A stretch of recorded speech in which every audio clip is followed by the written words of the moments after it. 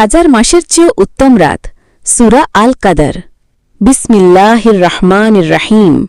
শুরু করছি আল্লাহর নামে, যিনি পরম করুণাময়, অতি দয়ালু।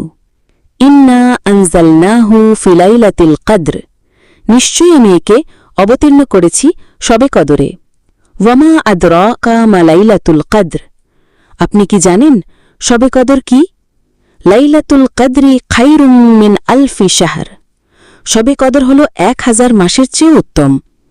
তানাজ্জালুল মালাইকাতু ওয়ার রূহু ফিহা বিইذনি রাব্বিহিম মিন কুল্লি আমরিন। এতে ফেরেশতাগণ ও রূহু তাদের প্রতিপালকের অনুমতিতে প্রত্যেক বিষয়ে অবতীর্ণ হয়। সালামুন হিয়া হাত্তা মাতলাইল ফাজর। এটি শান্তি যা ফজরের উদয় পর্যন্ত থাকে। সূরা কদরের ফজিলত। 1. শবে কদরের ফজিলত 1000 মাসের চেয়ে উত্তম, 83 বছর 4 মাস ইবাদায়ের সমান। 2. এই রাতে ইবাদত করলে যাবতীয় গুনাহ ক্ষমা হয়ে যায়। সহিহ বুখারী, সহিহ মুসলিম। 3. আল্লাহর রহমত, মাগফিরাত ও দোয়া কবুলের দরজা উন্মুক্ত হয়। 4. এই রাতে ফেরেশতারা নেমে আসে, জিবরাইল আলাইহিসসালাম আল্লাহর নির্দেশ নিয়ে অবতীর্ণ হন। 5. সঠিক নিয়ত ও ঈমান সহকারে শবে কদরে নামাজ, কুরআন তেলাওয়াত, দোয়া ও ইস্তিগফার করলে বান্দা নাজাত প্রাপ্ত হয়।